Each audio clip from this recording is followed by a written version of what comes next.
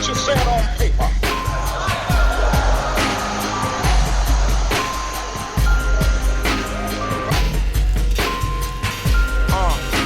It's a crown of a king, it's a crown of a king, it's a crown of a king, it's a crown of a king. It's a crown of a king, it's a crown of a king, it's a crown of a king, it's a crown of a king. Welcome, this is the Cedar Public Access Channel. This episode is called We Believe in Unity, Black and Asian Solidarity. We're gonna have exciting performances, speakers, throughout this entire episode. My name is Tou SaiK Lee, and I'm part of the Artist Collective with the Cedar Cultural Center. I just want to talk a little bit about the meaning and the purpose of this episode. There has been a lot of news media that has been covering the tensions and solidarity amongst Black and Asian communities in the Twin Cities in particular. There was the New York Times, NBC did some coverage, Carrie Levin did some coverage, BBC, and even more, actually. And they talked a lot about the tensions of Black and Asian communities because a lot of us grew up in the same neighborhoods, whether it's North Minneapolis or whether it's Frogtown in St. Paul. These are neighborhoods that we shared. And because we shared these neighborhoods, there was a lot of conflict, divide and conquer. We didn't understand each other, even though we grew up in the same neighborhoods. And so even my experiences growing up in Frogtown, there were conflicts with other Black youth as a teenager. For me, growing up through that and experiencing that, and then wanting to give back to my community and initially becoming a community organizer, facilitating after-school arts programs, in that sense, I really felt like I connected to a lot of the Black organizers who also grew up in the same neighborhood. And as adults, we learned that we need to build together in solidarity, and we are stronger, so we are not divided.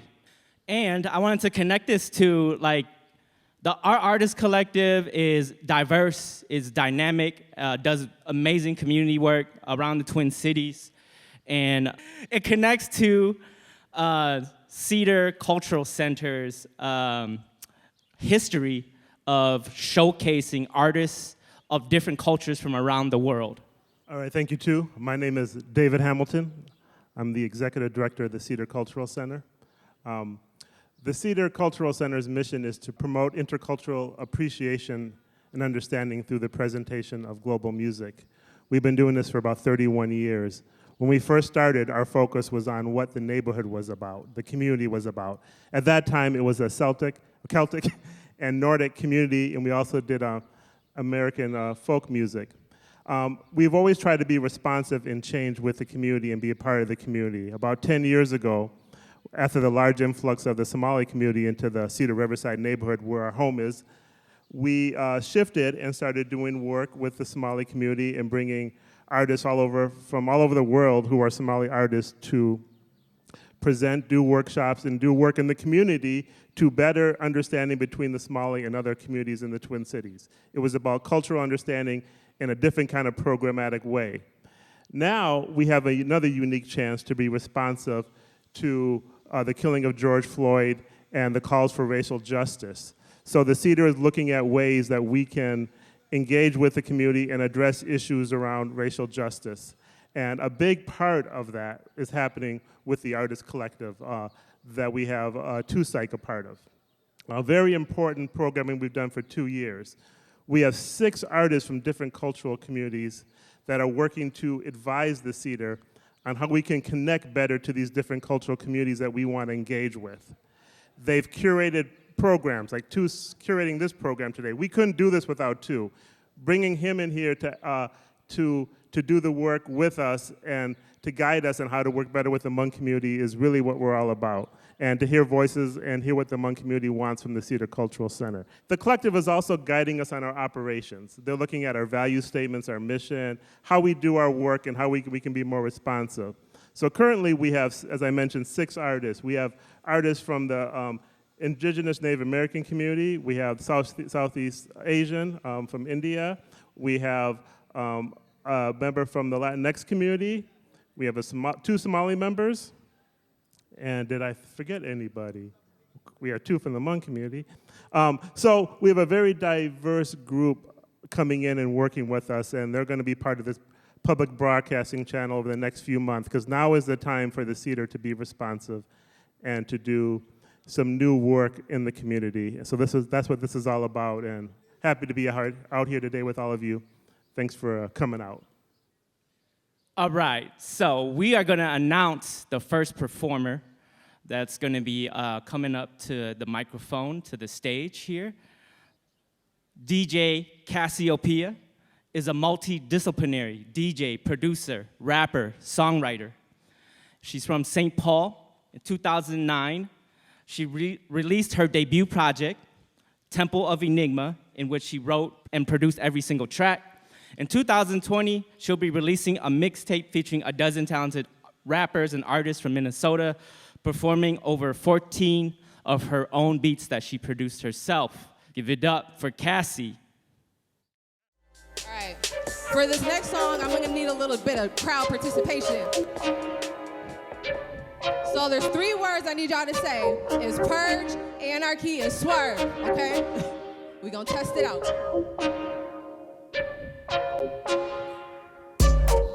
Purge, anarchy, spin around and round like a carousel, one hand on the wheel like swerve.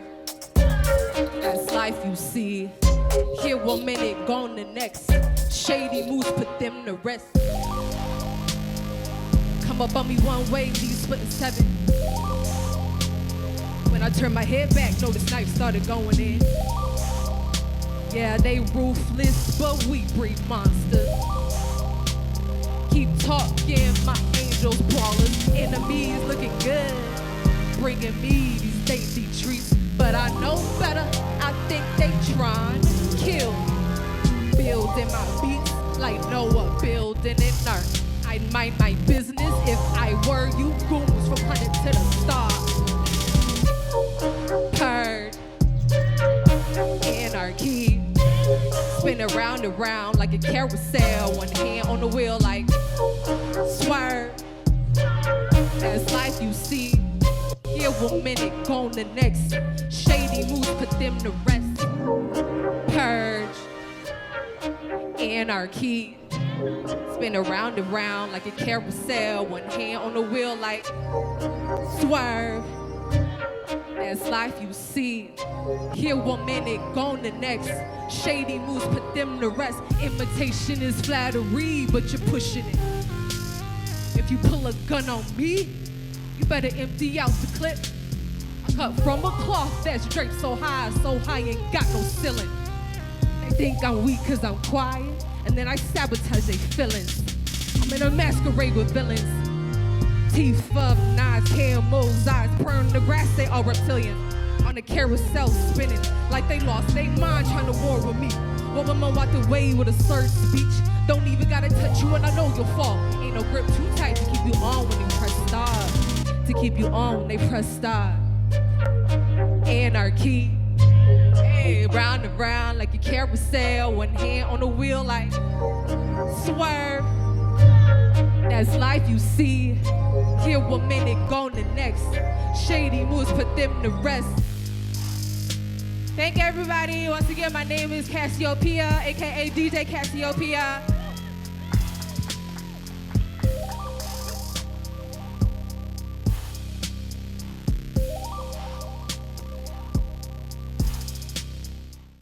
Okay, up next, I'd like to introduce Kevin Yang. Kevin Yang is a Hmong American multidisciplinary artist from the Twin Cities. Kevin creates in the mediums of spoken word and filmmaking. He's a board member with Street Stops and Mountaintops, a team that connects with the global Hmong diaspora together through the arts. He is currently a New Angle Fellow through SPNN, working on a new documentary.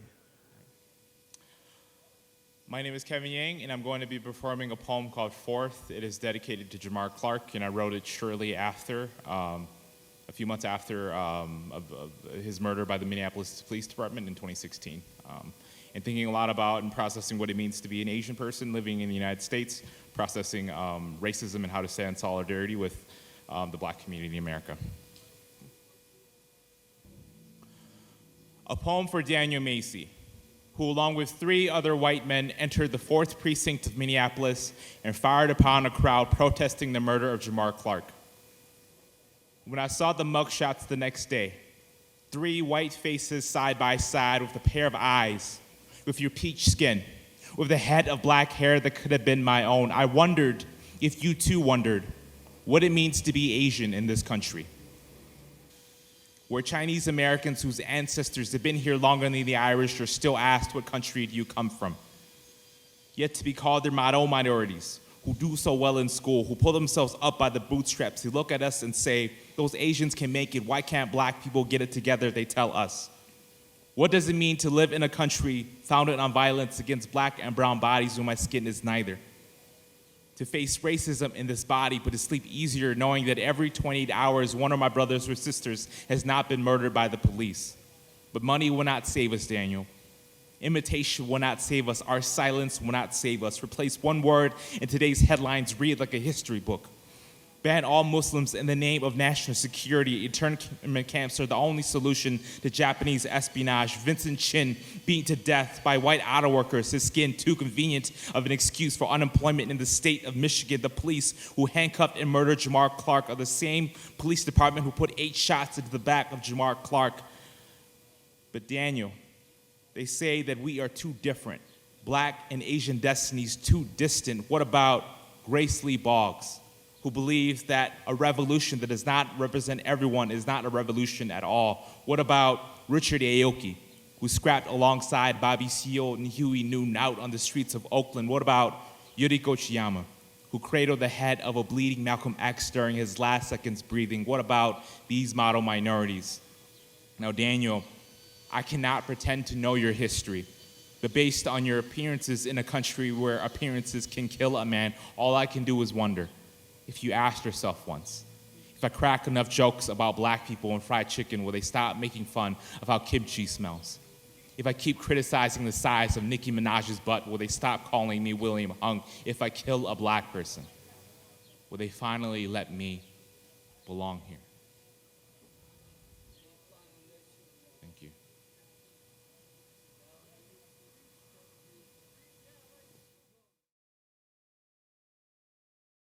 My name is SHOUA Lee. I'm Fong Lee's sister. I'm Fong mother. We're here today just to talk a little about Fong Lee's case. Back in 2006, Fong was 19 years old and he was out riding a bike with his friends, and a Minneapolis police officer and a Minnesota State Trooper had chased him and his friends down, and Fong was killed. Our family was notified the next day that Fong had been killed by a Minneapolis police officer, and a gun was found at the scene that they said Fong had a gun. But our family did not believe that Fong had a gun with him, because we know Fong, and Fong was not into guns, and he didn't do stuff like that. So our family had filed a wrongful death lawsuit against the Minneapolis Police Department because we feel like there was no justice in Fong's death. That the gun was planted at the scene because we know our person, and later on it was known that the gun had actually been in police custody.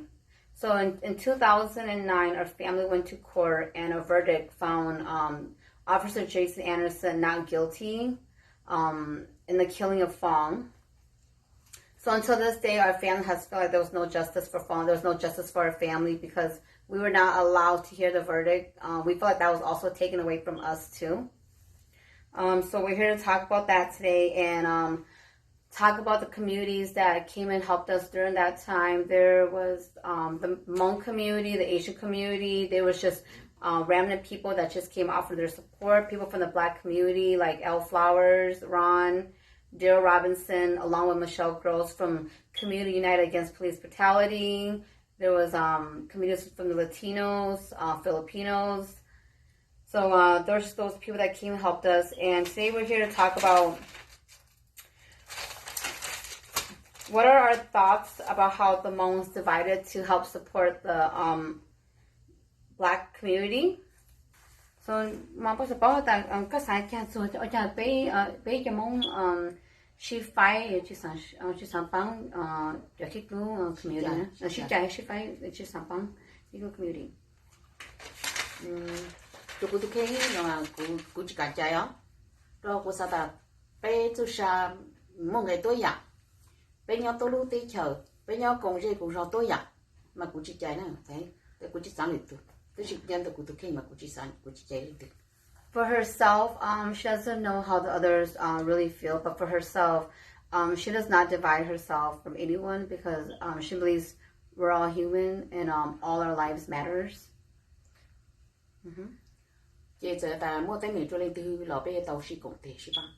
And if there's problems or injustice that arise to anyone, any race, any color, we should all stand up and help each other and support each other.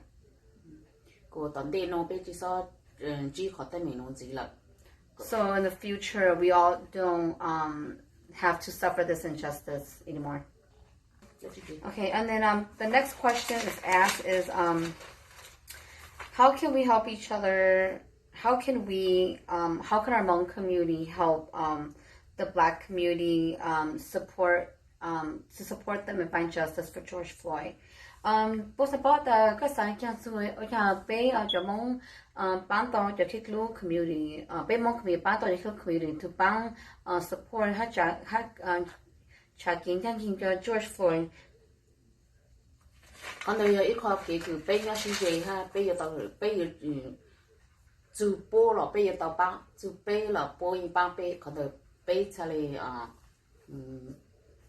bán bố ha. She feels like we all live in the same community, we all live in the same country. If it happens to them, we have to go help support. If it happens to us, for them to come out and help support us too. Còn đây ít khó kể trong cứ bé ship bao thì trong rồi bé rút lời cứ nhau từ lúc đấy chờ cái tàu khó kể chính nhân gì nó. Helping each other is better than not helping each other when it comes to injustice.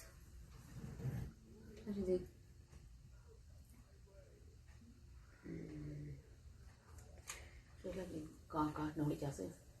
No, Yeah, để nhớ rồi từ cứ nhớ rồi bé băng cứ bé mong cùng bố hóa này dọc mà bé mua lúc sáng ta giờ lên từ lò như bé chú trong người tôi dọc chị giờ chú lên từ lò bé giờ ta bé bao bé một cả tôi dặn cậu vì khó đây ít khó cứ mong mua cái nhân gì cho bé tầm trò bé số từ nhau từ lúc tới chờ nó lúc là đây nó thế So she feels like at a time like this, it's not about race. It's about humankind, mankind. That we should all help step up to help support when we know that something's wrong. There's an injustice within our community. We all should support each other so that for generations forward that this doesn't happen again. And she hopes that our all community and our Hmong community would see that and feel the same way too, and not divide ourselves just because of the color of our skin. Thank you. Next, we have a special interview with artists, activists, roots from the Twin Cities, but live all over the world. Everybody, give it up for the OUTSIDURS. Hey.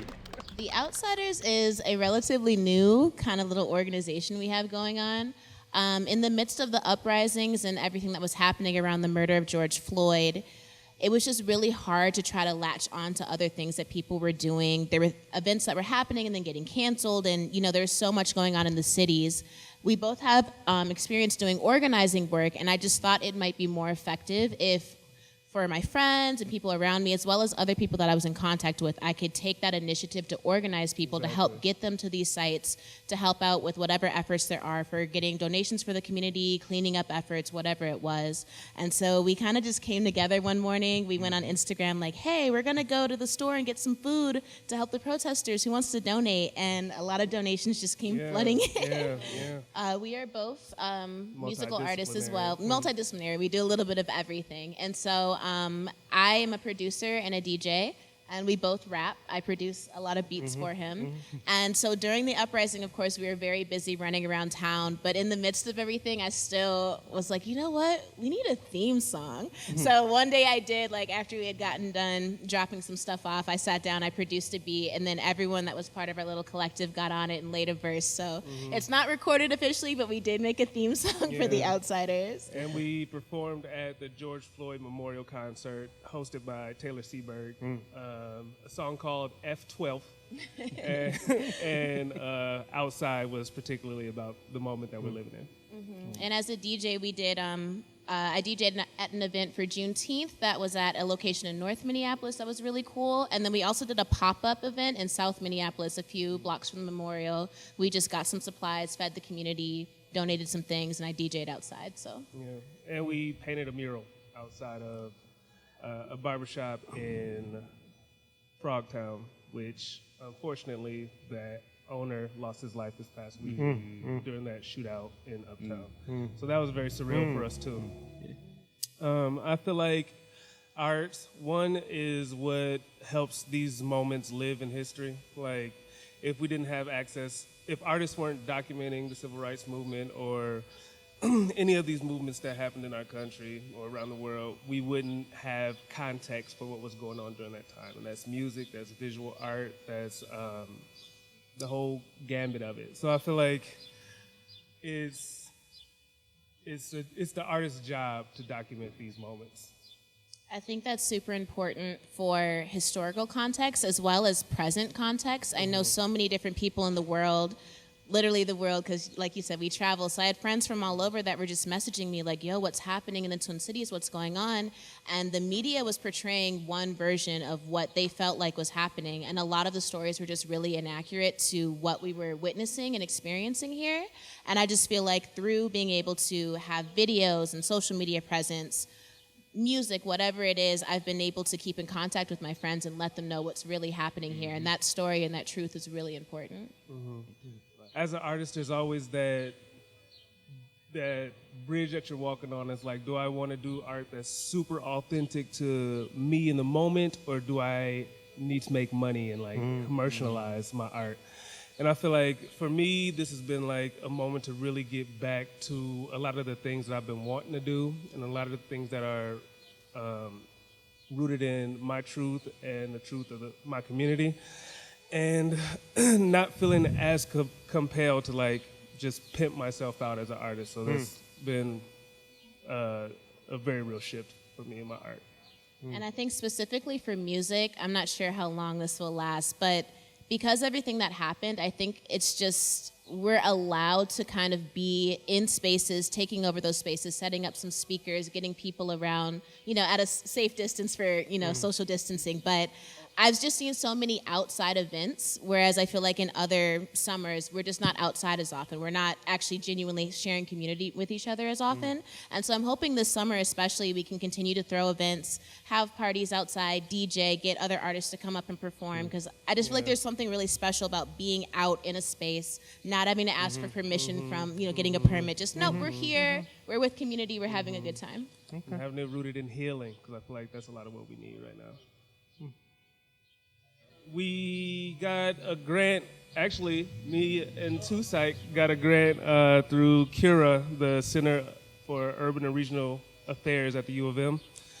So we'll be doing a documentary this summer about the Frogtown and Rondo community. And it's going to be art-centered. We're going to give artists from the community a spotlight to talk about themselves and what's happening in the world right now. And then we're going to showcase them doing their art outside in the community. So super excited about that. And for the Outsiders specifically, we always want to have a focus on community and make sure we're providing opportunities for artists in the area, as well as helping out the people that we live with. But we also want it to be a lifestyle brand because we do so many different types of art. So we do graphic design, we make clothing, fashion, music. So we're really just hoping to put all of that together. We both have so many songs we want to release, albums. We want to get music videos shot. We want these are shirts that we've both made. We want to get shirts out there so the community can represent and be involved in our cause. So just a little bit of everything, honestly. Thank you. Yeah, is there a website or anything we can connect? The website will be up here. Or down here. Or down here. Okay. My personal website is MikeDazzle.com. And my personal website is orumoro.com. And we're in the process of building the Outsiders website right now. Should hopefully be up in the next 2 weeks. Cool. Thank you. Thank you. Bless. Appreciate y'all. Yeah.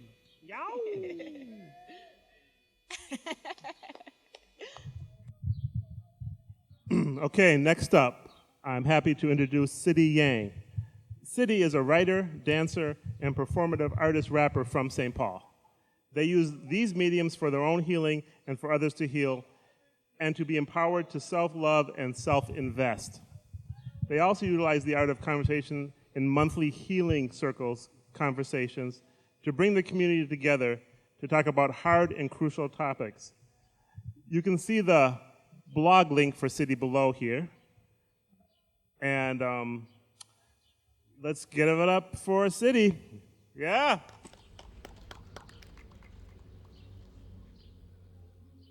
All right.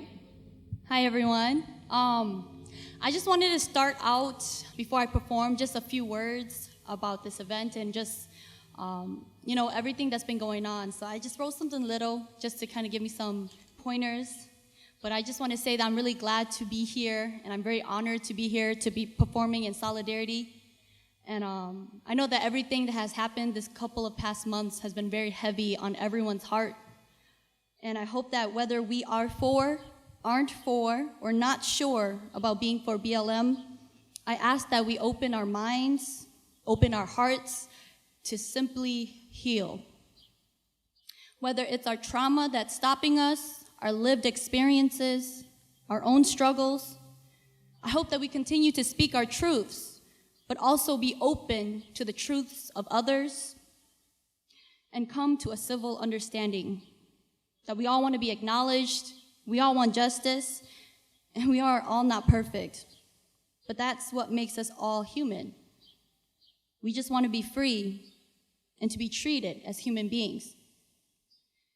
And to feel valued and to feel loved.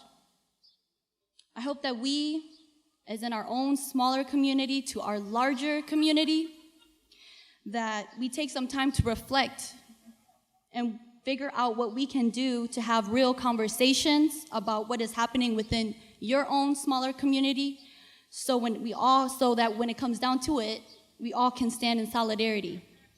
So let's just continue to build trust, love, and unity. So I'm happy to be here. I'm going to be singing 2 shorter songs today.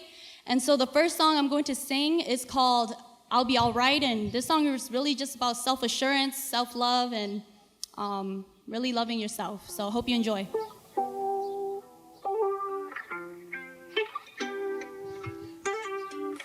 Hey, hey, hey, hey.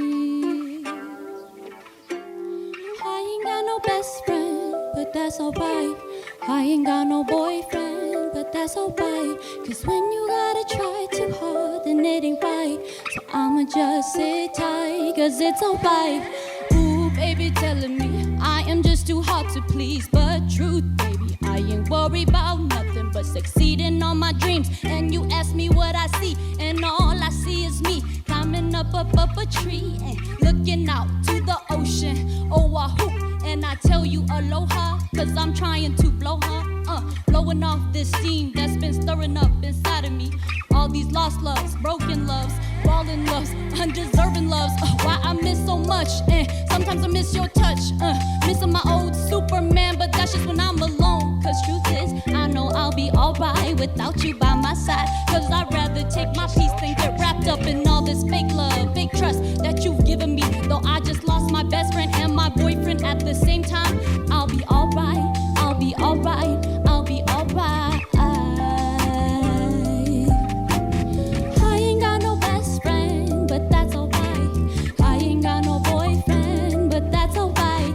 Cause when you gotta try too hard, then it ain't right. So I'ma just sit tight, cause it's alright.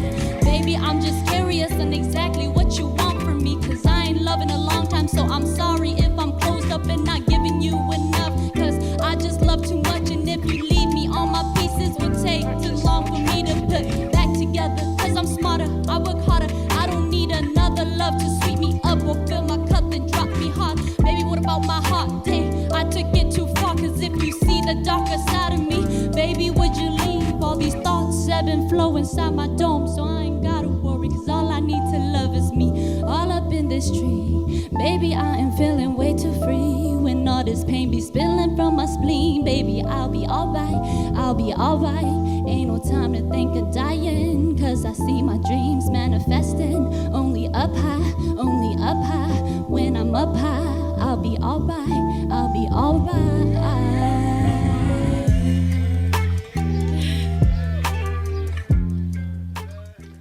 Thank you. So I want to introduce the next performer to be blessing the stage. He's from Minneapolis. He's been rapping since he was 5 years old. He's a graduate from the High School of Recording Arts, and now he is an artist, activist. He works with youth, and he's been performing all over the Twin Cities and soon to be all over the world. Give it up for the very talented Lewiee Blaze.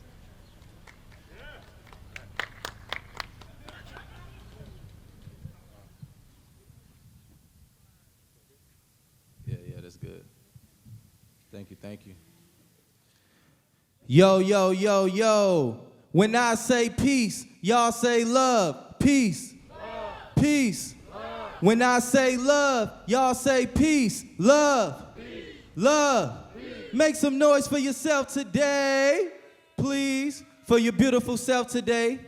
I just want to say thank you, each and every one of you, for coming and sharing space here. I'm honored to be here and share my gift.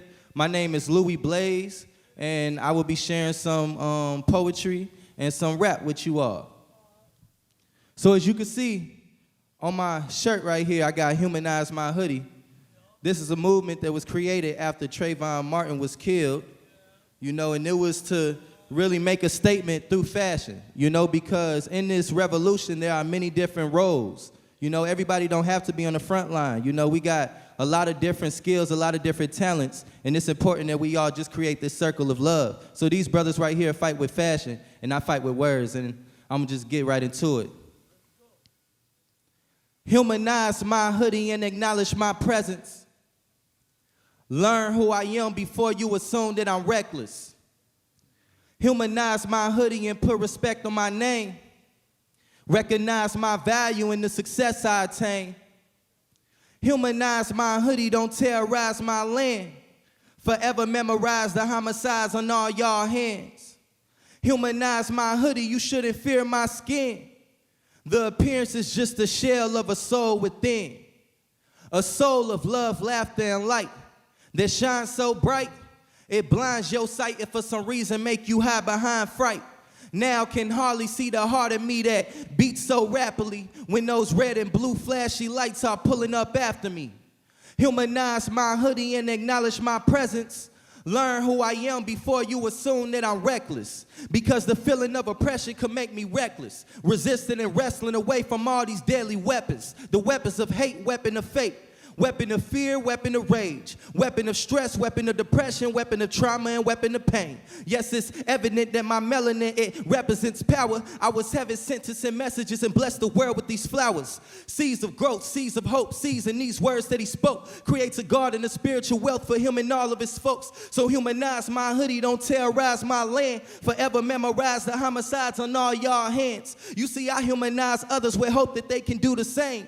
Fool me once, that's messed up, but if it's twice, then I'm to blame. Not here to judge, hold a grudge, or play a game of shame. But it's a shame to see the same damn thing from that gang. Humanize my hoodie and put respect on my name. Recognize my value and the success I attain. I truly rise like the sun, word to Maya Angelou. Hope of the slave chosen to save the day like Spider-Man would do. I stand as truth and I stand with the proof. My spoken word make dirty oceans turn clean, clear blue. I see clear too. Vision 2020, yeah, I've been analyzing. Those bloody walls deserve vandalizing. I'm maximizing my empowerment to empower the men and women who unrepresented, been feeling silence and silent. See snakes steady slithering silent. Police popping pistols in private. Now it be public and judges don't convict them for the violence.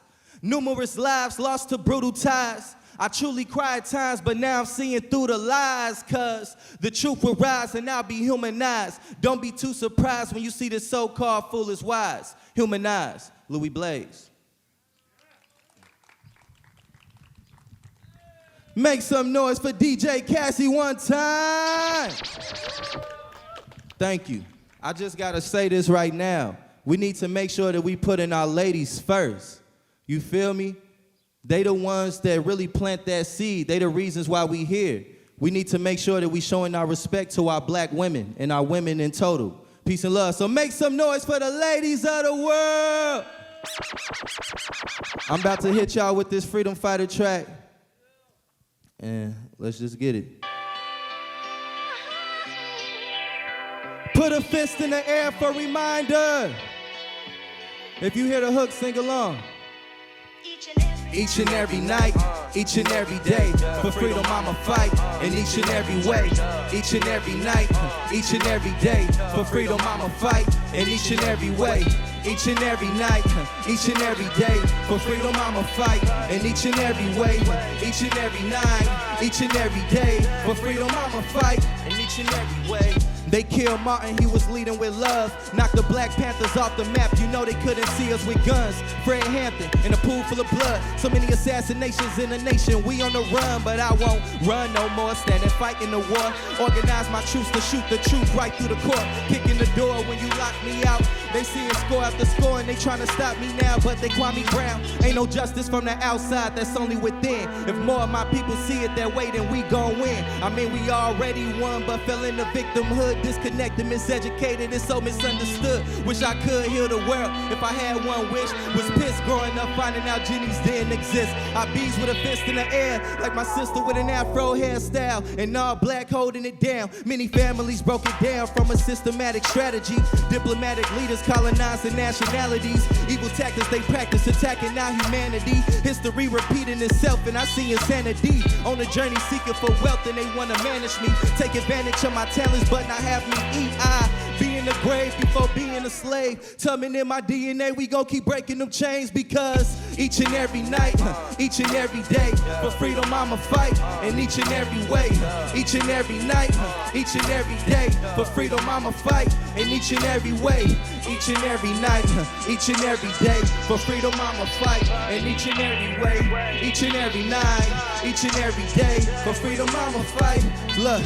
Do you know how it feel to see your brother in the grave? Everybody know who killed him and they threw away the case. The shooter walking free while you broke had to arrange. The funeral, see your mama in them tears got you raged. Now you fighting for his justice and you trying to make a change. Analyzing all the lies, can see the look up on their face. Been fed up with all the bigotry and serpents that remain. Slithering through our society and sucking everything. Education should be free, medication should be free, transportation should be free, public relations should be free, food and clothing should be free, all the homes should be free, health and wellness should be free. I'm dedicated to believe that it can be a new day, a new way, a new wave. Oh, I might start a ride like I'm 2 Chainz, trapping up the booty. Got it going up just like a Tuesday. Yeah, I ain't going out without a few bangs. each and every night, each and every day. For freedom I'ma fight in each and every way, each and every night, each and every day. For freedom I'ma fight in each and every way, each and every night, each and every day. For freedom I'ma fight in each and every way, each and every night, each and every day. For freedom I'ma fight in each and every way. Hey. So until we are all free, we must all fight, we must all unite, we must all light whatever light we have. Until we are all free, we must stand against any system that can only function if there is poverty and prison. Because in this system, with this thinking, none of us are free. So as long as there's a cage for our children's dreams and a grave to muffle our children's screams, we are not free.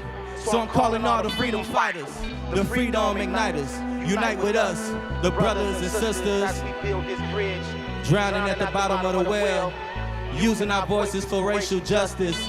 But it's not just us, and it's not just you. So until we are all free, this is what we must all do. We must all fight, we must all unite, we must all light whatever light we have, until we are all free. I said, officer, please, can you get your knee off of my neck? Don't you see I can't breathe? Can you get your knee off of my neck? I mean, why would you even lean and put your knee on my neck? I done seen for 400 years these people that had their damn knees on our necks. Now my friends and family can't rest because your knee was on my neck. They saw that 8-minute, 46-second video while you held it there and I took my last breath. My soul flying high, looking down at my physical flesh. Another brutal black death, but this time you never know what is next with your knee on my neck. Cause I'll raise hell here on earth and businesses will burn. I'ma ignite fire to a police station and put this entire government in concern. Because you will hear our cries and you will feel our pain. You will answer our demands or watch this nation blow up in flames. I've been working on adding understanding and subtracting the shame. But when there's nothing left but ashes, who would be the ones to blame? If there's no justice, there's no peace, and that is a cruel game. All night there'll be a war outside and blood will spill over my name. Let my death not be in vain. Let it trigger us to break the chains. Break this $5 ass government down and make some change. Ooh, I'm black as Nino Brown. I'm black as the IPs. I'm black as the thoughts that stem from the root of forbidden fruited trees. I'm black and won't back down whenever they try me. My black pride sparks black power within. And in the front line you can find me. Freedom fighting until the end. Shouting for justice again and again. Cause I adore the skin I'm in. Oh, so proud of my melanin. And I smell an end to injustice and equity and inequality. A new world order that isn't controlled by unfair policies. A place where I feel protected and served instead of a place of policing. Hope you take this case as a message because it's our time to get even. Think we need to all start breathing. We will breathe. Peace and love, peace and love. You were confused, but now you're found. You can find me everywhere. Lewiee Blaze. I just released an EP called Freedom Fighter. Please go download it today. And yeah, one time for yourself. Thank you. But now you're on the black. When we rock around town, we got those pulling pounds. Yeah, we rocking this up down.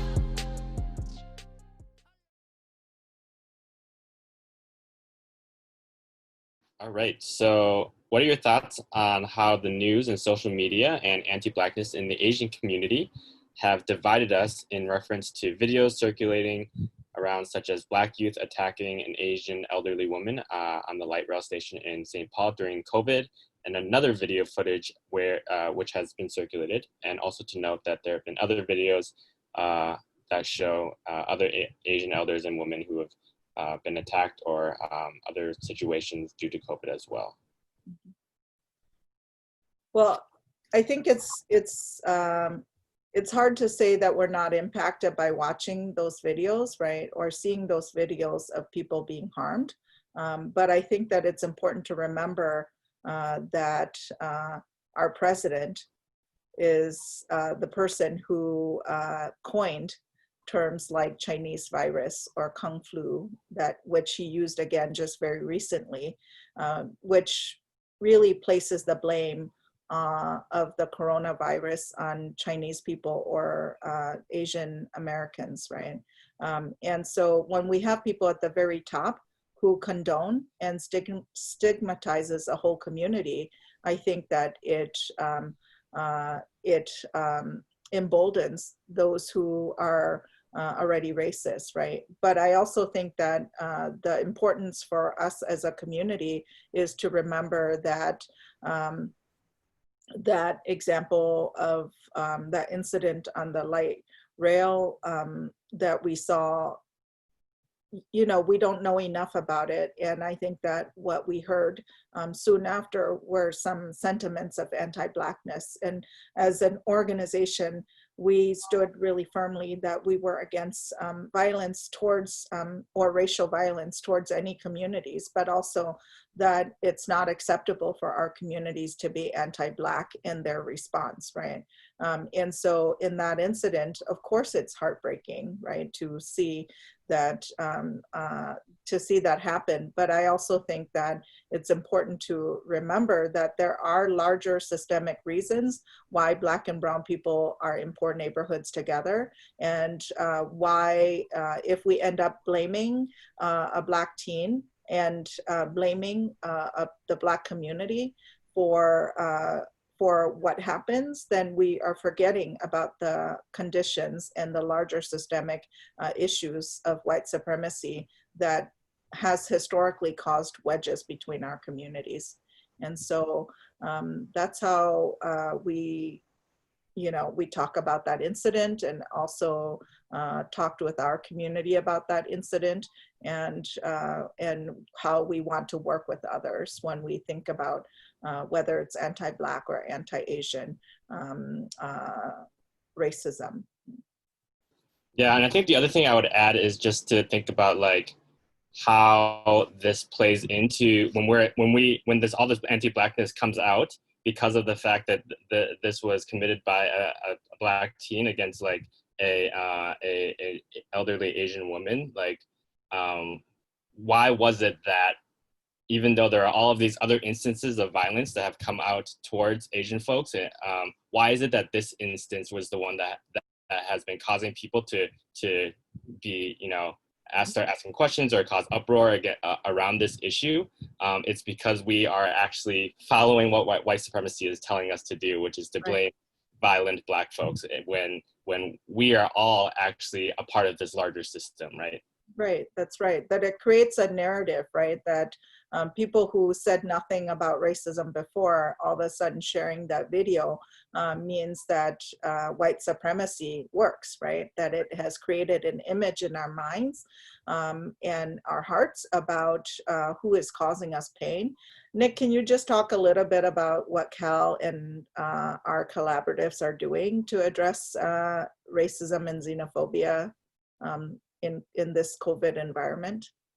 Sure. I think in terms of specifically COVID, like, we know that there have already been instances that have racist incidents and xenophobic incidents that have been occurring, like even in, January or February, January, right when the COVID started happening, and then February soon after. And so we were already trying to sort of respond to some of those things. And then as information started coming out around COVID and what we should be doing, we noticed that there was a lot of the resources were actually only in English. And so many of our communities who were most in need weren't actually able to understand what was actually coming out. And so we had to do a lot. Obviously this was really just, we didn't know what to do, and we just had to do things. And so we sort of brought together a group of people, leaders from various organizations, and started creating an organization or collaborative, which were to address a lot of these things that we were seeing, which is, some of it was racism, some of it was just mutual aid that was needed, supportive services that were needed, funding to organizations. And so we were able to help provide some of those needs, provide mutual aid for folks to help us understand and help other folks understand what solidarity means to Asian Americans, to help educate other people on how this was impacting Asian Americans, to think about policies that we really needed to do to support our needs. There was a lot of that we really needed to form because none of this infrastructure was really created, and so that we were really in response to this crisis that had just landed on us, and there was a lot of things that we needed to do to help make sure that we were doing that. And then so as we were creating this sort of infrastructure, that was right when George Floyd died and the uprising had occurred. And so, you know, there was obviously the fact that we were watching another Black man being killed by the police, which was extremely devastating, of course. And then there was the other fact that there was an Asian officer who was standing by and did nothing, which I think caused a lot of distress, and also just like people trying to figure out what that actually meant in terms of like our Asian community, right? Like, are we supposed to disown him? Are we supposed to yell at him? Are we supposed to educate our community? Are we supposed to, well, what are we supposed to do in a situation like this? When I'm talking about solidarity, we have to really think about, and this is sort of answering the question about like, why should we support Black lives, or how can we support Black lives, is that we have to understand really like what our liberation and freedom means and how it's actually tied together with the fight for Black lives and with the fight for other communities as well. We have to really see our connectedness between our issues, right? Thinking about, just for example, policing, how is policing connected to detention and deportation? How is the defunding or abolishing of the police, what does that actually mean for our communities? What does it mean when we're able to defund the police and invest more money towards other resources like healthcare or education or housing or mental health services for our community and for other communities? We have to see that these issues actually like impact us firsthand as well, right? When we have to understand, so this is what we mean when we say when Black people are free, like we are all free, because this benefits all of us.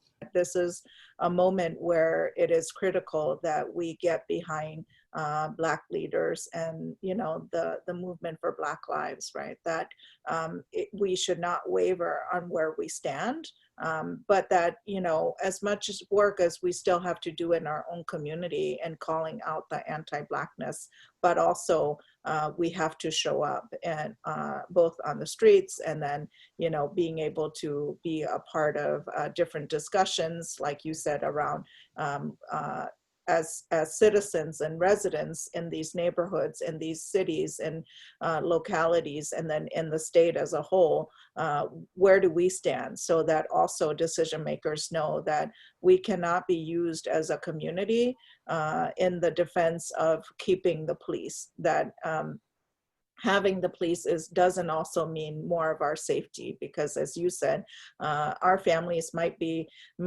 know the issue of policing because of deportation, but it still starts with an interaction with the police, right? And so I think connecting these issues, but also recalling history and also teaching our communities again about that history, that when Black people fight for liberation and civil rights and all of those things, we all benefit, and we have benefited. And so it's important because not everyone in our community understands that. And so they think it's a zero-sum game, right? That we can't be pro-Black and then be pro-Asian. And I think we squarely say that is wrong, right? We can be pro-Black, and being pro-Black means we're pro-Asian, right? And so I think the ability, you know, to keep thinking about how we show up, and not just show up when Black people are killed, but how do we show up consistently together? And so I think that those are ways in which we try hard, and we've also then been confronted with people who have been unhappy, right? Because they were maybe accepting of when we just did Asian focus work, but in this moment when we stood really firmly and said, we have to be behind Black leaders and the demands of George Floyd and his family, not everybody understood, right? So we don't shy away from that, but we still do that work, and there's still a lot of work to be done.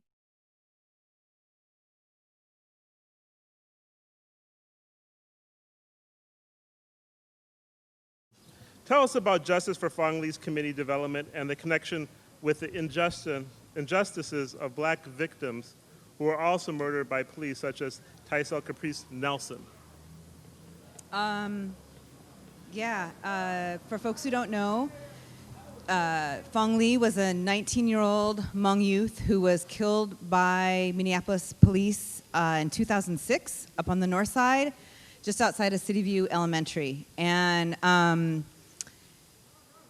at the time, I think it was the highest profile killing of a Hmong youth, right? I would say in the country, but in the Twin Cities. And as someone who had been involved in some police and prison work previously, a lot of us got involved and came out to protest. And I think Fong Lee's family, his mom Lewiee Blaze, his sister SHOUA Lee have been on in the media, and thanks Monique for bringing on Lewiee Blaze too at the state capitol. So they made it clear, and they've been talking about it, and I wanted to say I can attest to this, that Black communities showed up. They showed up for the trial. They showed up for, especially the family, when the family brought wrongful death charges against the city of Minneapolis and Jason Anderson, the cop that killed Fong Lee. There were Black community activists in the trial every day. And I remember a moment that really stuck with me when longtime Black community activist Ron Edwards, who passed away earlier this year, stood up and talked about all the ways that the killing of Fong Lee echoed the 1990 killing of 17-year-old Tou SaiK Nelson, who was also killed on the north side of Minneapolis, who was also chased by a cop out of view of other people, who was also shot in the back as well as the chest, who they also, for both of these young men, said that they had a gun. And in Tou SaiK Nelson's case, I mean, it's like To Kill a Mockingbird, but in 1990, they kept talking about the gun, and the gun was found, community activists would argue, placed by his right hand, even though Tou SaiK Nelson was left-handed.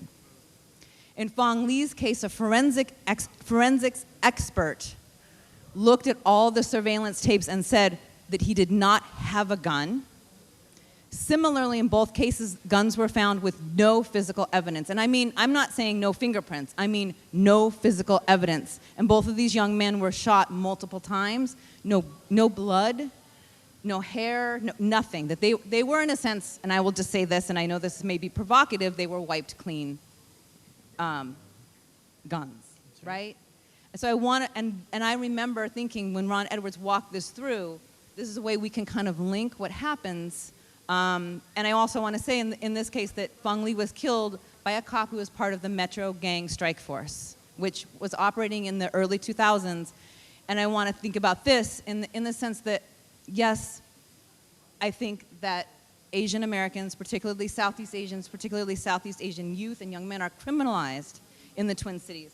But I want us to understand how the legislation that criminalizes them starts with anti-Blackness. Because the Metro Strike Gang Force was in essence, right, formed out of anti-Blackness and white fear, right? The criminalization of Black youth and really relying on white fear in order to have, in a way, an extra legal police force that could work with impunity in the Twin Cities, right? And how that affected Southeast Asian youth was actually formed out of something that started in anti-Blackness and Black criminalization. Monique, I wanted to ask you about, with your work with various cases throughout the years leading up to George Floyd, Justice for George Floyd, how is that aligned and connected to some of the cases that you observed, such as the Fong Lee case and the Pumi Lee case? How do you see, where do you see the connections? Yeah. I have to say that there's such a stark difference between George Floyd, who had an individual right there, you know, live streaming everything that was happening, as opposed to Pumi Lee or Fong Lee. Even though when Fong Lee was killed, which is just absolutely ridiculous, there was an officer who released her canine the same time one of the other St. Paul police officer was shooting at him. The canine literally ripped out Fong Lee's throat. There was a video that was online, which has since been removed, of the body camera footage where after he's dead, 3 officers are standing around his body and the dog is literally lapping up the blood and eating his throat. And his mother had said in the autopsy report, his throat had been torn apart by the canine. So, in terms of that, like, absolutely no justice, just because the system is not designed to value the lives of people of color. With Fong Lee, obviously that the gun that was planted on him had been in police custody and it was tied to a Russian mob. How on earth would he have gotten that gun? And it had been in police custody. So we can see that there is evidence that these people are wrongfully killed, right? No one deserves to have a dog rip out their throat. Fong Lee was shot in the back as he was running. I came out there that night and there were eyewitnesses were saying, some thought, oh, he was dead when he hit the ground, but we don't know that, right? Because you have a canine rip out your vocal cords in your throat, you're not going to make a sound. So when I look at this and try to compare it to George Floyd had the benefit of being recorded live by a camera that did not have the ability to be interfered with by the police in terms of the police now holding all the evidence. And with Fong Lee, with Fong Lee, it's very evident that the video that was taken from a surveillance camera is simply zoomed into an upper left-hand corner to make it just appear as if, oh, the camera panned away. That's what I was seeing on the news. The camera panned away at the moment he was dead. The camera did not pan away. The camera was in the same position. What was zoomed in was the area and the spaces in which Fong Lee was not be seen. So the comparison, I would say, the stark difference is who is able to get the video, who is able to manipulate the video, and who controls the narrative based on that. So it's a shame there's been no justice for Fong Lee and Fong Lee. And George Floyd, on the other hand, quite sure there will be some justice for him and his family. Mm-hmm. Please tell us more about why you were involved with Hmong for Black Lives and how this group of young activists came together.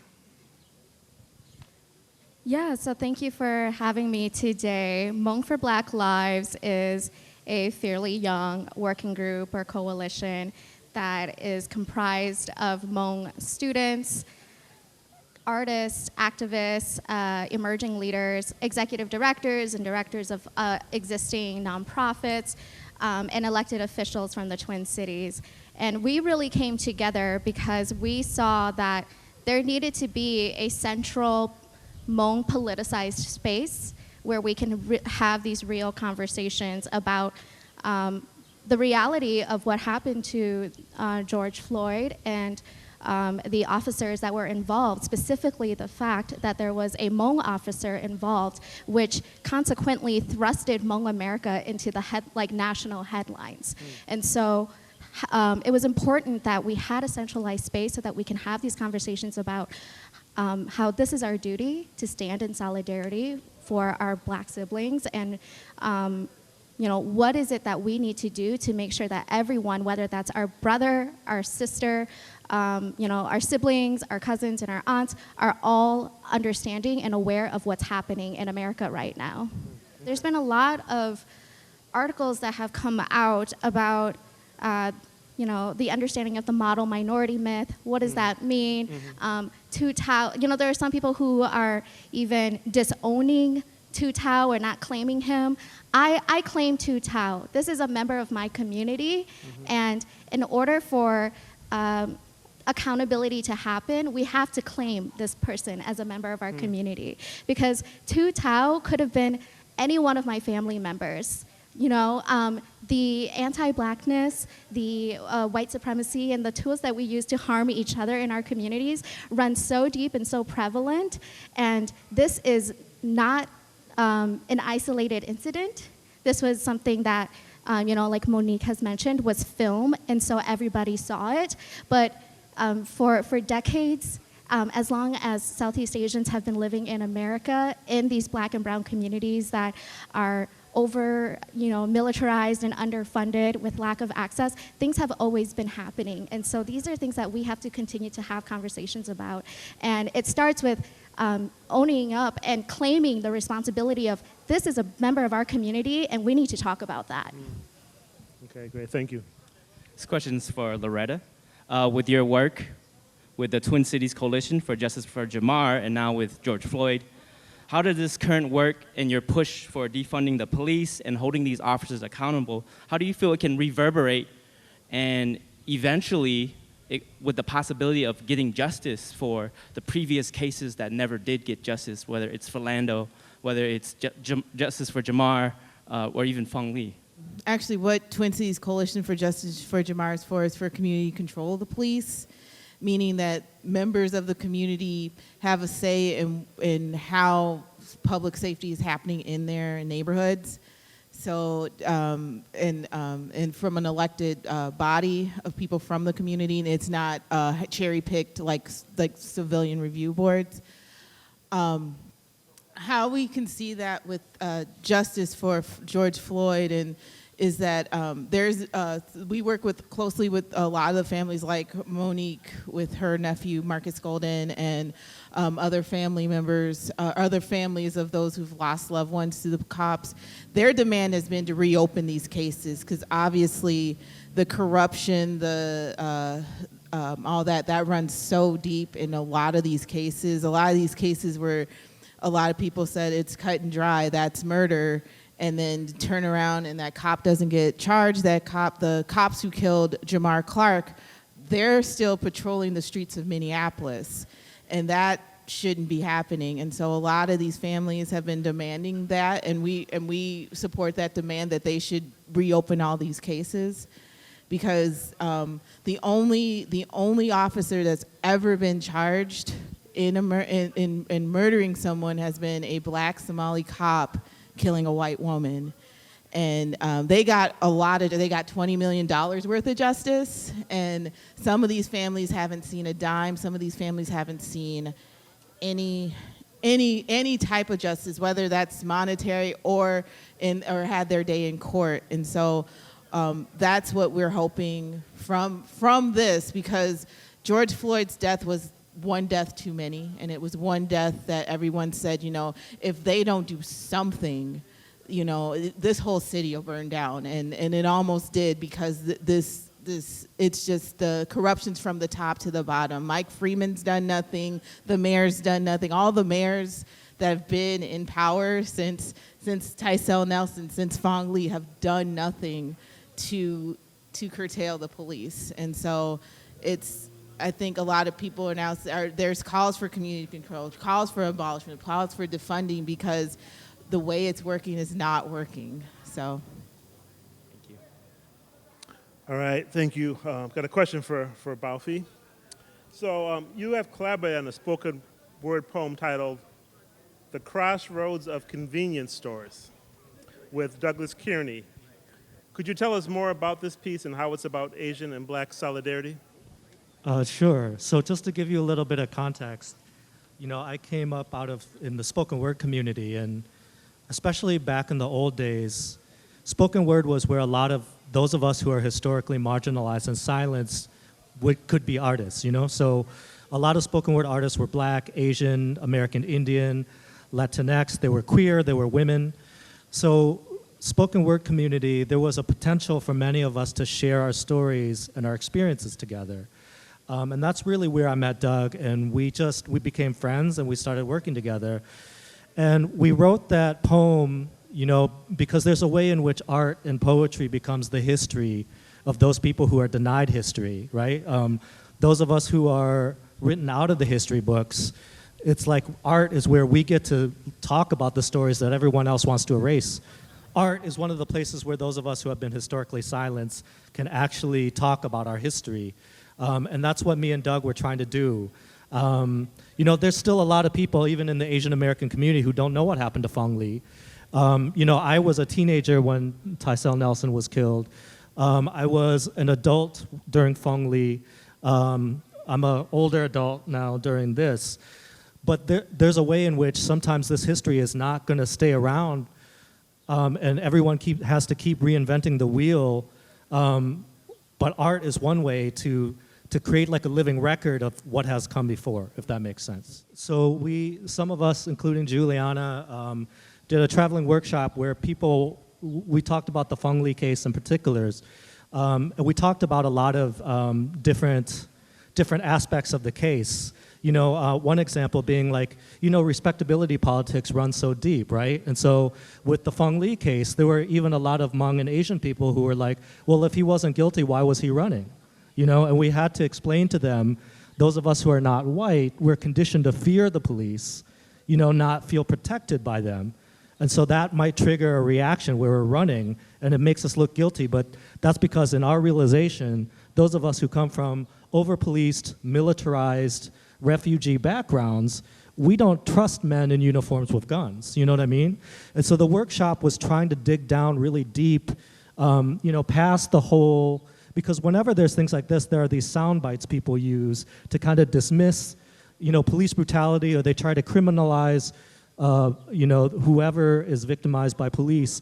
And what we tried to do with the workshops was dig down and say like, no, there are actually reasons that we need to think about these things differently. And that's what we tried to do with the Fong Lee workshops. Thank you. All right.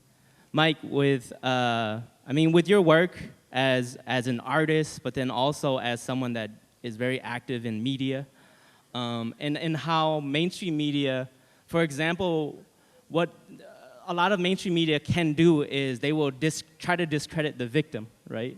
And what are ways that independent media or that we people can have a voice that is effective to counter how media can discredit a victim? And so from your perspective as an artist and as someone that is involved with media. No, that's something that I'm deeply passionate about right now is grassroots journalism. And it's a growing necessity because the media is hyper-politicized, it's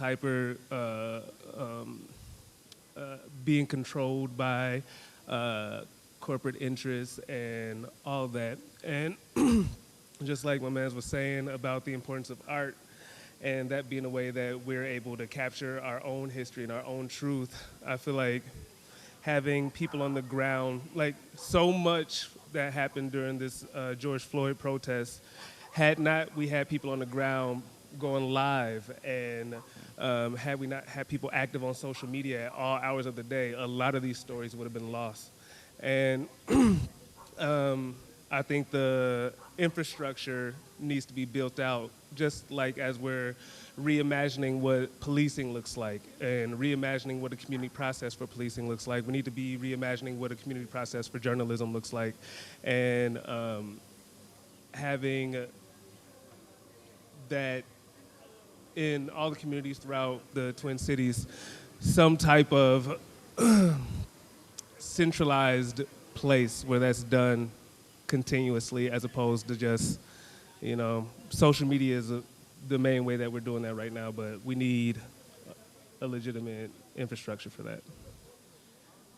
Okay, thank you. I'm gonna throw a question out to the group, which is, what ideas, hopes, and ways do you have for Asian and Black solidarity going forward? How can the communities work together, drawing from, you know, the communities growing up together too?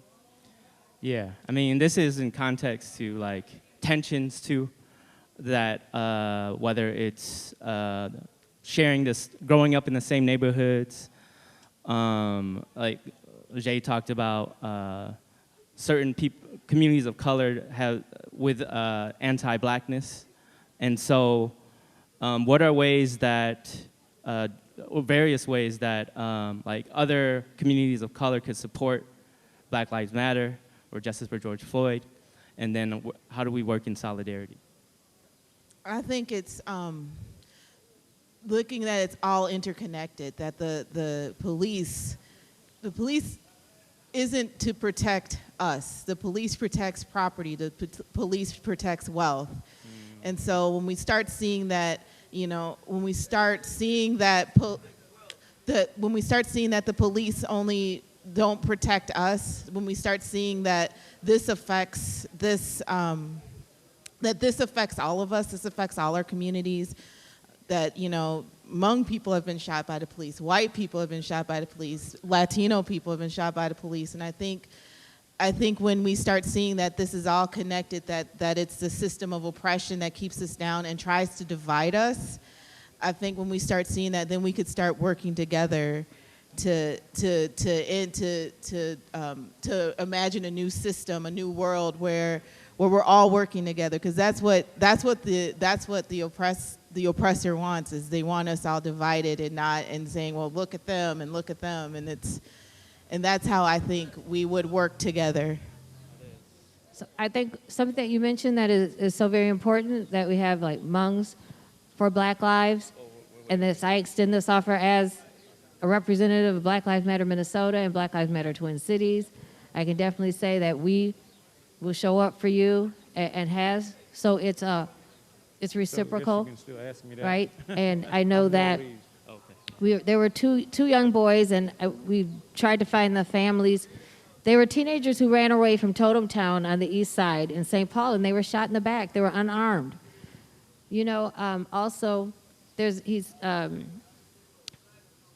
Map Kong, he's Cambodian, but he was killed, shot in the back like 7 times not too long ago, and his cousin's been coming out with us, and we've been, supporting him and fighting justice. So it's a two-way street, right? You're here for us, and we'll be here for you to make sure that in the end we're all getting justice. One piece of legislation that I've been talking about for like 5 years is removing the statute of limitations on police homicides so these families can go back and get justice. That'll be very instrumental. If that ever gets passed, that we can go back, help one another, and demand justice by putting pressure on the system, right? And Loretta and I, we are boots on the ground activists, so if they don't see us in numbers, if we're not maybe at their house protesting or in the streets, raising some noise, putting in writing what we want to see happen, right? We're not really going to see change. They'll ignore us. So it's about all of us getting together, making sure that you understand that we see you and we know you see us because you've come out. So I think that's the key in moving forward and making connections, continuing to meet one another, exchanging phone numbers so we can find each other. Because I believe a few years ago I sent a message to Justice for Fong Lee on Facebook years ago. It looked like no one had been on the page or posting or keeping it current. But it's just reaching out. And finally, we connect with each other and what we need to see happen. And we're able to do that. We could have the capacity to mobilize and to mobilize quickly. And we have access to social media now that we didn't have back when, years ago, when people were killed. So we want to go back, find these families, show them that their loved ones are not forgotten. And we'd love to connect and do some support work for those families who've been out here alone, thinking their loved ones have been forgotten. So that's a place where we could start, and I'd love to work with you on that as well. Yeah, so I'm a millennial, so I love digital organizing. And let me start off with Google is free, okay? Let me just say that one. Google is free.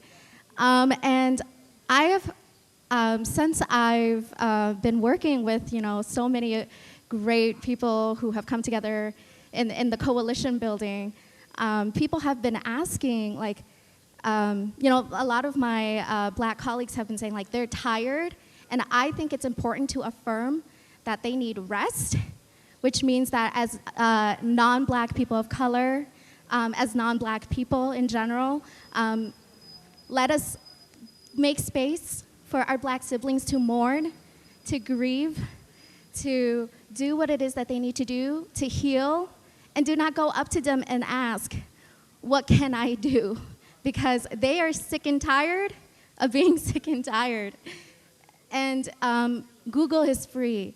You know, have these conversations with your family members. Have these conversations with your friends. That's where you start, you know, and follow Black leadership. Amplify Black voices, you know, Black women, trans, non-binary, femmes. They're the ones that are on the front lines every single day doing this work, and they've been doing this work for decades, for centuries, you know. And so look at what Black leadership is doing, and amplify that and make space for that, and yield. You know, if you have platforms, if you have a space that, you know, an influence where people look to you for guidance, yield that and make space for people who are in this movement to take advantage of your following. You know, that's where I suggest. And then lastly, listen. Just listen. I think. Especially in the Hmong community, we are oral historians, we are storytellers. We love to talk. You know, we will spend all day talking and debating and telling stories and sharing anecdotes. But sometimes what we need to do is maybe just listen. And I'm telling you, when the people who are on the margins, you know, when Black women, when trans folks, when non-binary folks, when they are the ones that are on the front lines, that is telling something about what needs to change. So we just need to listen and show up. And, you know, more boots on the ground is always valuable. And so do what you can, but start with knowing what is accessible and what is free, and how you can start there before you continue to inflict more harm onto people who are healing and mourning and grieving right now. Mel Reeves is here. we got one question for you because we're running out of time. So what do you think, with your experience with media and journalism, how do you, as an independent journalist, effectively take on mainstream media? So. You know, the African American newspapers have kind of historically taken on everybody's cause, because you know, African Americans are mired in the bottom of the misery index, right? So because we advocate, since we have so many Black folks that are poor, obviously we write about poor folks, all right? We have Black folks who have issues with the criminal justice system, so we talk about it, and we talk about how it relates to everybody. And our paper, you know, I'm also an activist. I'm as much of an activist as I am a journalist, kind of the Ida B. Wells tradition. You know, she was an editor of a newspaper while she was fighting lynching. So it's not unusual in our community for us to be doing it. So what we try to do is tell the stories. I mean, I'm an activist, so I know what's going on. For example, there was some conflict recently between, that's probably why we're having this conversation. You know, some young person attacked a Hmong woman, I think, in a bus stop. And then there was something else that happened that I can't remember, precipitated some bad feelings. And so then we had an officer in the George Floyd killing who was Asian American. So, you know, it's brought up some feelings. And so we ran a letter, actually, that was written by, I think, co-signed by a lot of leaders in the Asian American community. We ran it in the paper as a way of helping people understand that people want to bridge this gap, because we really can't afford to be fighting with each other right now. We really can't, the truth be told. I mean, all of us are kind of catching hell. But I try to use the paper to tell our stories. I mean, you know, you can't compare us to the mainstream press, because most of us, you know, we have a connection. So a lot of the people who come from the mainstream press have no connection with the community. So they come in to cover your story without any sensitivity, in a sense of who you are, without sometimes even caring. And so they get stuff wrong because they really don't care. So we care. So, you know, certain things I wouldn't probably get wrong. I may get some things wrong if I'm writing about the Asian American community, but more likely the writer would probably ask questions. You know what I'm saying? Or we have some background as an editor. If somebody said something that didn't sound right, you know, we would follow up and make sure we got it right. So we have a different perspective, obviously. Mainstream newspapers and whatever, mainstream media, you know, they have axe to grind. I was talking to somebody from the Washington Post the other day, pointing out that, you know, what you all fail to realize is nobody's objective. I've never met an objective human being in my life. Right? So you can try to be objective, right? You can do that and aim to be. I'm not objective, I don't pretend to be. With the newspaper, we have a position. We're trying to support poor folks. We're trying to support people of color. right? We're on the side of the community. We don't make any bones about it. Now, we tell the truth. We put all the facts out, but we don't pretend that we don't have a side. Like the mainstream media has a side. They have an interest in protecting the status quo, which is why they get our stories wrong, right? Which is why they smear us, why they pick and choose who they think should be the leader in your community. Because you could be the leader, and they'll write all the stories will be about this guy, right? Everybody will recognize you two, and the story will be about somebody that nobody really knows because they pretty much have appointed them because they're comfortable with that person. So yeah, they're not really trying to tell the story. So what we're doing is we're really telling the story. But that's been the reason the paper itself was created, was so it could tell the stories of black people initially, but also people of color, poor people who are struggling in this current system we live under. Thank you.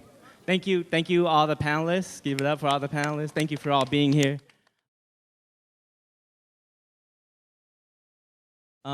This is a Twin Cities B-boy, B-girl community, one of the most vibrant, diverse communities in the world. And so everybody give it up for Twin Cities breaking community.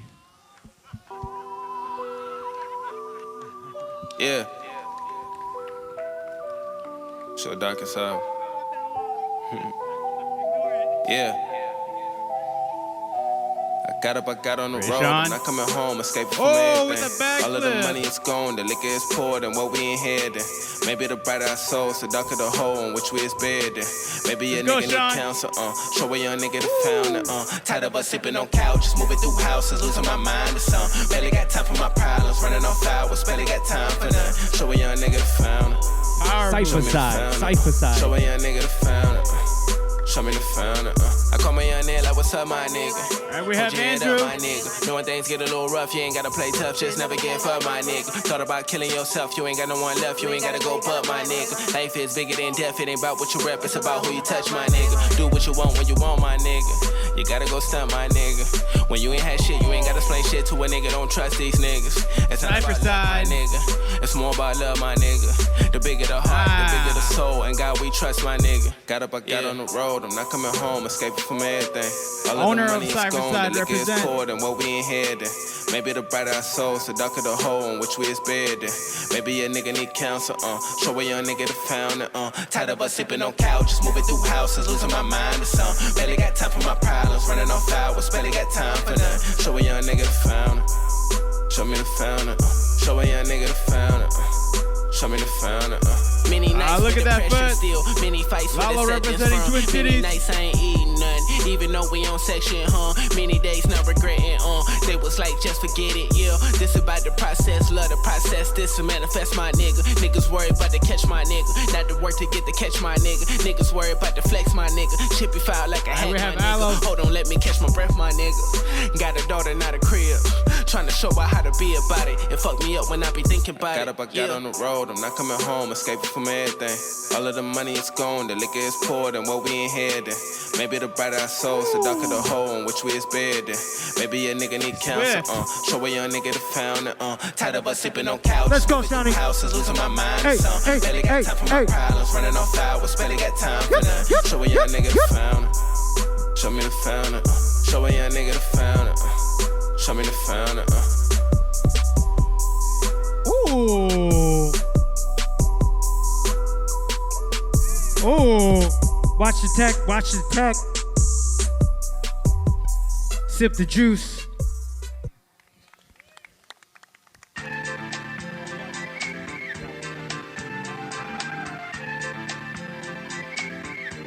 Smoke y'all, baby. Let's open up the floor with Jovi.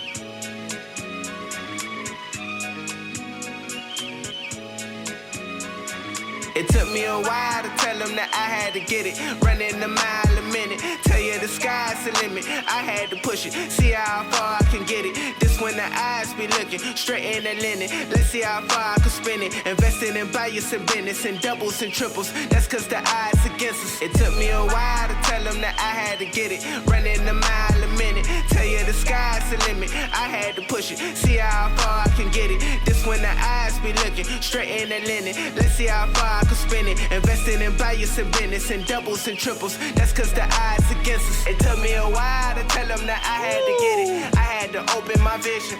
See, I had to look at myself and remember that I got that power within me. The moment you see that there's power in friendships, the moment you Look at come our with future. Our decisions. future looks bright. She like how I do my due diligence. I like how she think hard to feel it. See niggas gon' run at the mouth like they nobody. My daughter, she blunt, but she so honest. And they writing checks for your soul body. Invest in yourself, get the soul profit. I had to get off that couch and go be about it. My vision so clear, I can see out it. I'm crossing my T's and my eyes dotted. My woman, the queen in my mind proud. It took me a while to tell them that I had to get it. Running a mile a minute. Tell you the sky's the limit. I had to push it. See how far I can get it. This when the eyes be looking straight in the linen. Let's see how far I can spin it. Invested in buyers and business and doubles and triples. That's cause the odds against us. It took me a while to tell them that I had to get it. Running a mile a minute. Tell you the sky's the limit. I had to push it. See how far I can get it. This when the eyes be looking straight in the linen. Let's see how far I can spin it. Invested in buyers and business and doubles and triples. That's cause the odds against us. I'm running a mile, I'm cleaning a mile, I'm making a killing, yeah. See, I had to fall on my face to a point of embracement, so now I can reap all my benefits. I got the rock and the swing of the pendulum, tendency changing, just peep the significance. People be talking, but means ain't as big as they talk, so I don't be giving my sympathy, yeah. See, I had to give me your grip like a tennis shoe. I had to give me your grip. See, I had to look at myself, what you finna do. Took me a break, had to go on the interlude. Back on my business, I'm back trying to build a few. Please come correct or the token is minuscule. It took me a while to tell them that I had to get it. Running a mile a minute. Tell you the sky's the limit. I had to push it. See how far I can get it. This when the eyes be looking straight in the linen. Let's see how far I can spin it. Investing in buyers and business and doubles and triples. That's cause the odds against us. It took me a while to tell them that I had to get it. Let's go, Shiny. Let's go. Hey. Tell you the sky's the limit. I had to push it. See how far I can get it. This when the eyes be looking straight in the linen. Let's see how far I can spin it. Investing in buyers and business and doubles and triples. That's cause the odds against. Alright, I'd like to thank everybody for the solidarity event. I hope you guys noticed that all of our B-boys are of different descent. We're here today together and tell you guys that B-boying, hip-hopping, B-girling, it's all diverse. Alright, give it up. Black and Asian unity. Oh, and Latino. And all cultures, okay? All cultures. On the block all night like the white. I'm a shooter like Kobe. Fans watch me like a rollie. But these fuck boys can't control me. Roll up on you like Swiss sweet. Smoking the turn up. Alright. Cool. Hi. Hi, everyone. We got one more session, dance. It's going to be a buck session. This is a movement, a dance movement that was created after the LA riots, okay? Emerged a rise of this dance style. And so we have our own Twin Cities krump scene. So we're gonna have them come over on this side. So we have Stain, Virgo, Rajan, Boy Caution. Okay. All right, give it up. The krump scene, Twin Cities krump scene. Okay.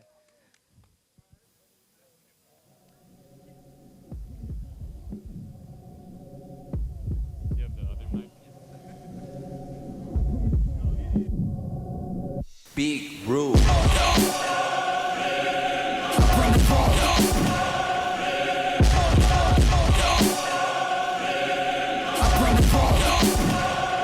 What you want? What you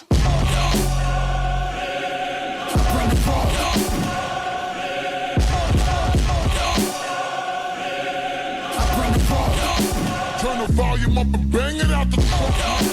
Turn the volume up. Turn the volume up and bang it out. Turn the volume up. What you want? Turn the volume up and bang it out. Turn the volume up. Turn the volume up and bang it out. What you want? Turn the volume up and bang it out the truck. Bring the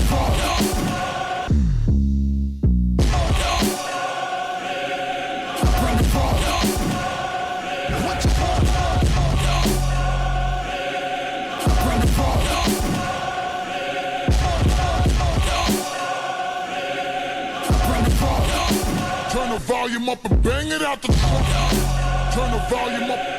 Turn the volume up and bang it out. Turn the volume up. Turn the volume up and bang it out. Turn the volume up. Turn the volume up and bang it out. Turn the volume up and bang it out the trunk.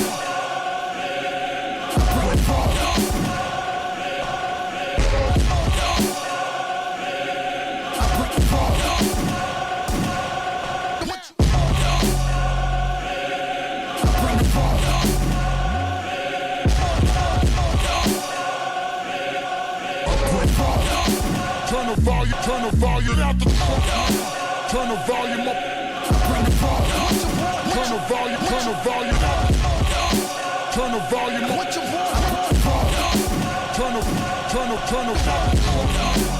the volume up. Turn the volume up. Turn the volume up and bang it out the trunk.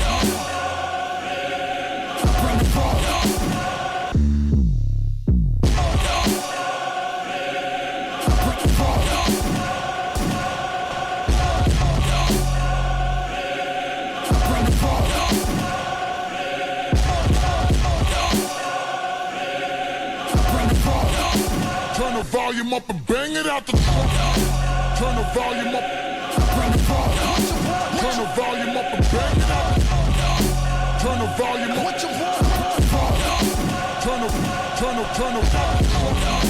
Turn the volume up. Turn the volume up and bang it out. Turn the volume up and bang it out.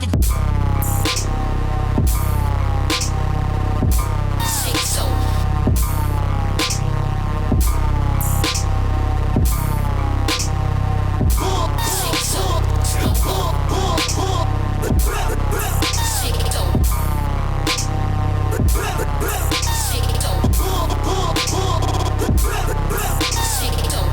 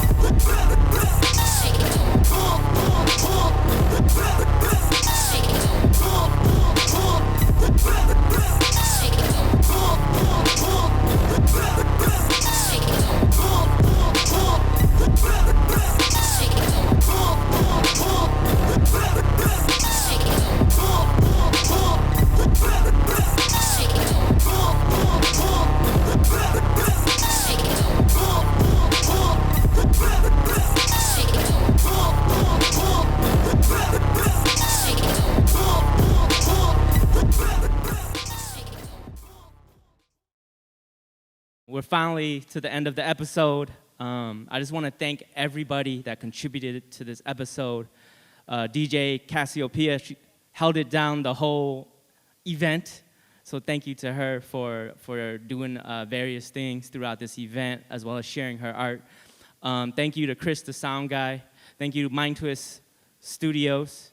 Also, thank you to the Cedar Cultural Center for collaborating on this. And, you know, Emmy, Robert, David, y'all were really supportive in making this vision happen.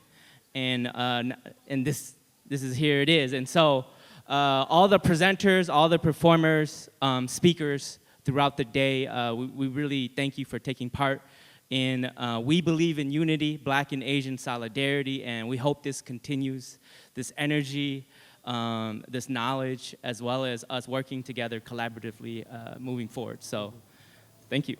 And I want to thank Tou SaiK here. This was his vision and his really work to put this all together and organize it. So we were just here to support him. I mentioned earlier, we're bringing in different artists to curate and do work with us to, you know, communicate and connect with the community, and this is one of those projects. So it was a beautiful event, and you can tune in every 2 weeks for another event that we'll be having. Some will be solidarity events, some will just be concerts, live streams, whatnot. So thank you all for tuning in on the behalf of the Cedar Cultural Center. Oh, look out for this project. It's the solidarity process, where we're gonna have artists, Black and Asian artists, collaborate on a piece. Dance artists are gonna choreograph together a piece. Musicians, hip hop artists, and they're gonna produce a piece collectively, and the theme is Black and Asian Solidarity. So look out for that project coming up soon. Thank you. All right, thank you all.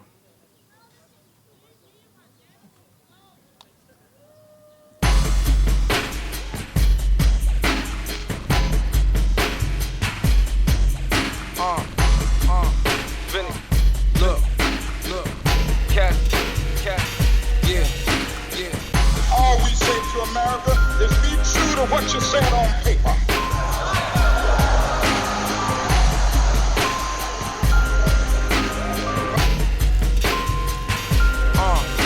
It's a crown of a king, it's a crown of a king, it's a crown of a king, it's a crown of a king. It's a crown of a king, it's a crown of a king, it's a crown of a king.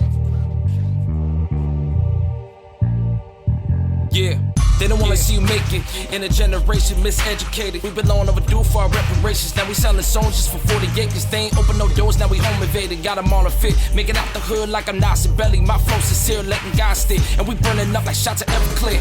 I ain't aiming for no throne, I'm trying to put the family on this lonely road. Loneliness only makes you strong, politics is all a joke. Got everybody scared to vote. I don't even know how we cope through water lows. All we want is hope, just to live in peace, earn our bones in this doggy dog world. North side where I call home, right in my bones.